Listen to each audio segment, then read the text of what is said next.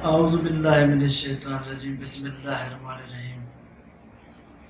مہار محمد اسماعیل آپ کی خدمت میں حاضر ہے، سلام عرض کرتا ہے۔ آج میں جس موضوع پر بات کرنا چاہتا ہوں وہ ہم سب کا مشترکہ ایک مسئلہ ہے۔ آپ کو، مجھے، ہم سب کو خوشی کی تلاش ہے، مسرت کی تلاش ہے۔ ہر بندہ اسی تگودو میں لگا ہوا ہے کہ اس نے مسرت حاصل کرنی ہے، خوشی حاصل کرنی ہے۔ اسی خوشی کے لیے دولت کی تگودو میں دولت کا حصول اس لیے کیا جاتا ہے کہ ہمیں خوشی ملے، لیکن اس کے برعکس خوشی کی بجائے ہم پریشان ہیں۔ ہم نے دولت بھی حاصل کر لی لیکن پھر بھی پریشان ہیں۔ اچھا، ہم نے سوچا کہ شاید اس سے زیادہ دولت حاصل کرنے کے بعد ہمیں خوشی ملے گی، لیکن ہم پھر بھی پریشان ہیں۔ تو اس کے لیے گزارش ہے کہ قدرت نے ہر انسان کے اندر ایک ضمیر نام کی چیز انسٹال کر دی ہے۔ ہمارے جسم میں ایک ضمیر انسٹال ہے۔ ضمیر کیا ہے؟ ضمیر ایک، جیسے اصلاح معاشرہ کے لیے ہمارے نظام زندگی میں پولیس کا نظام رائج ہے جس کا کام اصلاح معاشرہ کرنا ہے، اسی طرح ہماری اصلاح کے لیے قدرت نے ہمارے اندر ایک ضمیر نام کا ادارہ قائم کر دیا ہے جس کا کام صرف اور صرف یہ ہے کہ ہماری اصلاح کرنا۔ بہت سی محاورے اس وقت مشہور ہیں، ضرب المثال مشہور ہیں کہ ضمیر کے خلاف آواز اٹھانا، کسی کا ضمیر مر جانا، ضمیر مطمئن ہونا۔ یہ ضمیر کیا ہے؟ جب ہم آپ کوئی ایسا کام کرنے لگتے ہیں جو کہ قدرت کے نظام کے خلاف ہے، تو اسی وقت ضمیر متحرک ہو جاتا ہے، وہ اندر ہی اندر ہمیں اس گناہ سے روکنے کی بھرپور کوشش کرتا ہے۔ ہماری آگے ہماری مرضی ہے کہ ہم اس ضمیر کی آواز سنیں۔ اگر ہم اس ضمیر کی آواز سنیں گے تو اس گناہ سے بچ جائیں گے،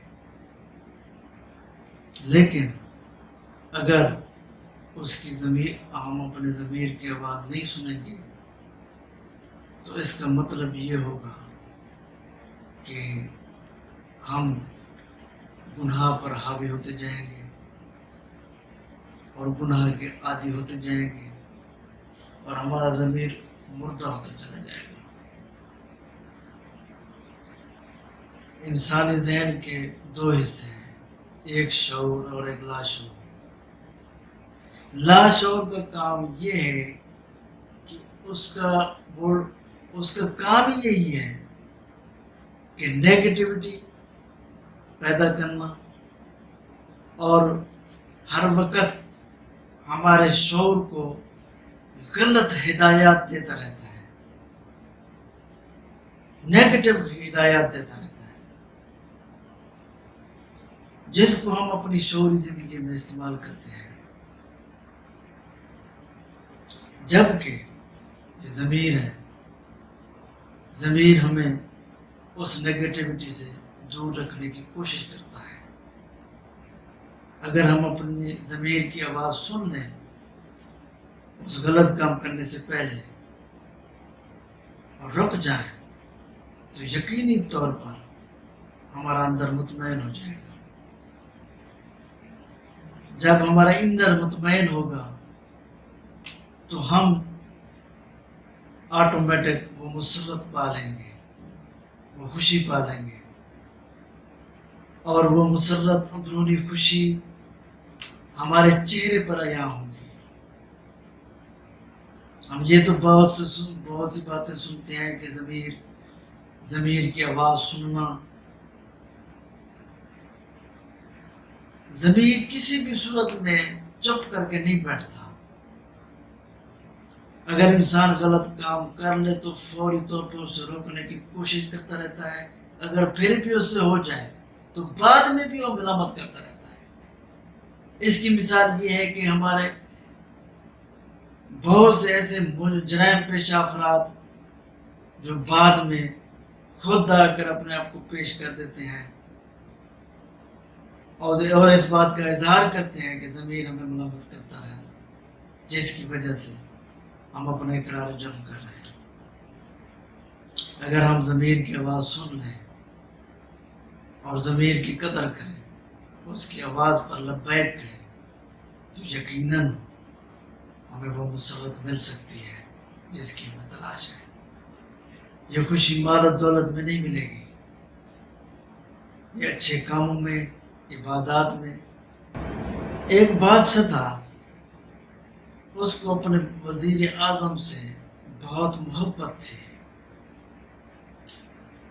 اس کے محل میں جو دیگر افراد تھے، وہ بادشاہ کے رشتہ دار وغیرہ، وہ اس بات سے جلتے تھے کہ آپ اپنے وزیر سے اتنی محبت کرتے ہیں، اس پر اتنا اعتماد کرتے ہیں، جبکہ ہمیں آپ نے نظر انداز کیا ہوا ہے۔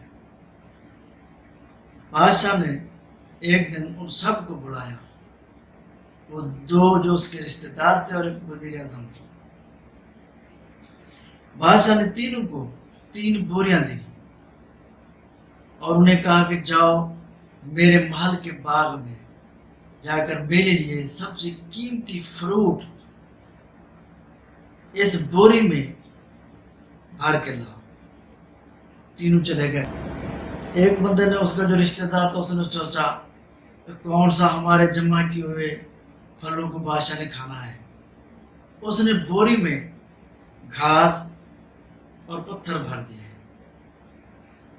اوپر فروٹ وغیرہ کی تہہ لگا دی۔ دوسرے اس کے رشتہ دار نے بھی ایسے ہی کیا، بوری کو مکمل گھاس سے بھر کر اوپر والی جو تہہ تھی اس پر صرف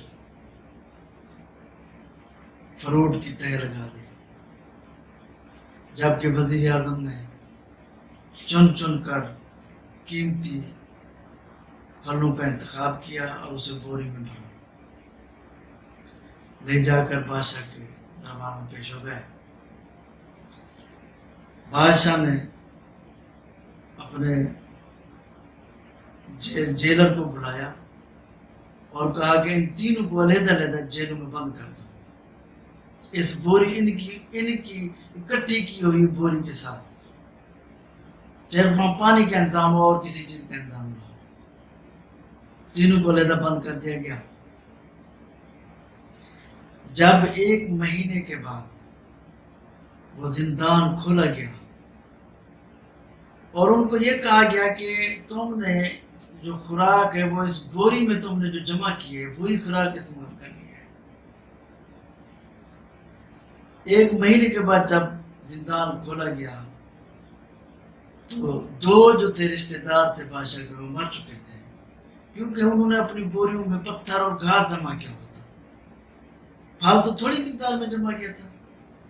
جبکہ وزیر اعظم جو تھا اس نے مکمل بہت ہی قیمتی اور اچھے پھل جمع کیے ہوئے تھے، وہ ان کو کھاتا رہا، وہ زندہ رہا، لیکن کمزور ہو گیا تھا، لیکن وہ بچ گیا اور زندہ تھا۔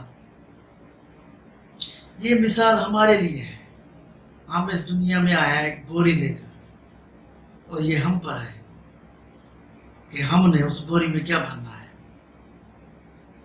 اور مرنے کے بعد اس بوری میں جو کچھ ہم بھر چکے ہوں گے وہی ہمارے کام ہے.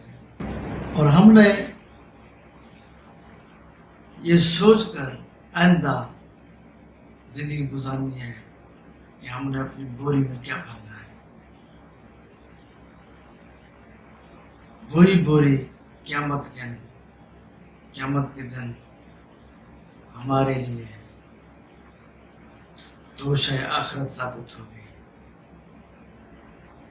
لہذا آج کے لیے اتنا ہی کافی ہے. آپ نے ایک کام ضرور کرنا ہے. اگر آپ کو میری یہ باتیں پسند ہیں تو آپ نے اس چینل کو سبسکرائب کرنا ہے تاکہ آئندہ بھی میں اسی طرح آپ سے باتیں کرتا رہوں. اور بیل آئیکن کو بھی پریس کرنا ہے جس سے آپ کو ویڈیوز کے نوٹیفیکیشن ملتے رہیں گے اور آپ اور میں اسی طرح باتیں کرتے رہیں گے, اچھی باتیں شیئر کرتے رہیں گے.